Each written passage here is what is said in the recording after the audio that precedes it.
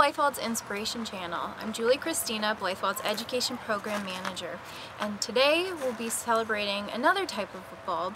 Although we love daffodils here at Blithewold, today we're in the Rose Garden with interpretive horticulturist Kristen Green talking about their spring display, including bulbs such as this allium. So let's go see what Chris is planting.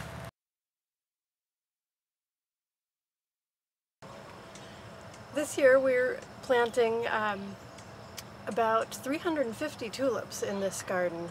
We like to extend the show from the daffodils. We know that daffodils are what brings people to Blithewold, but we like to have some color before and after the daffodils. So we actually, as well as the tulips, we planted things that will bloom before the daffodils, like Chionodoxa and some Iris reticulata, and muscari, and I'm going to forget a lot of the other bulbs we planted. We also have things that will bloom after the daffodils along with the tulips, but things like alliums bloom much later, into June. So it really, you can extend the show throughout the summer almost with bulbs, and that makes it really fun.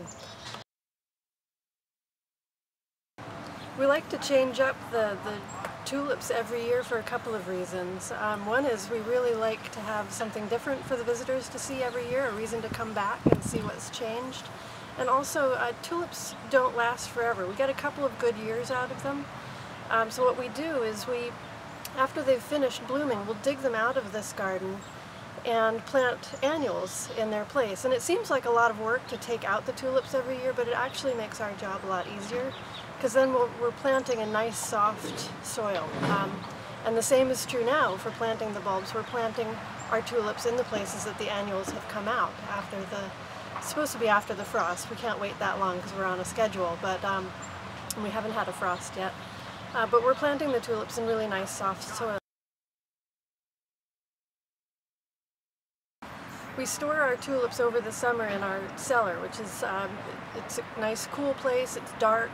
We usually store them in paper bags or sometimes just in open bins. And we do lose a few to mold on a really humid summer, but for the most part they stay, as long as they stay cool and dry, they're ready to plant again this time of year.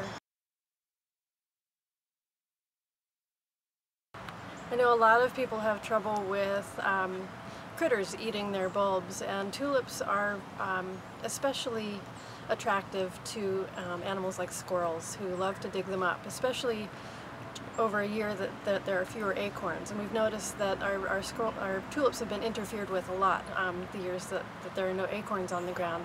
So we hope for a good acorn year, and this looks like a good one this year. And we don't fertilize our tulips when we put them in the ground, partly because of the squirrels. It seems to attract them, and we don't want them to know they're in there.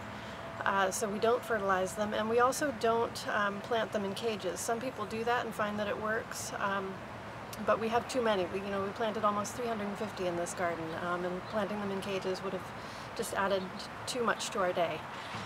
So we hope for the best. We plant as many, we plant some for everybody. We know we'll lose some. We also we have found that the deer have come in the spring, and they like to nibble the foliage as it comes up. So in the spring we spray the tulips with various concoctions of very stinky stuff to keep the deer away. And we found that works for the most part. We do lose a few, but again, we plant enough for everybody, and we still manage to have a beautiful show every year. And we're excited about this coming spring. Thanks for watching, and stay tuned as we'll be posting a lot more on our gardens, our collections, our programs, and our special events. See you next time.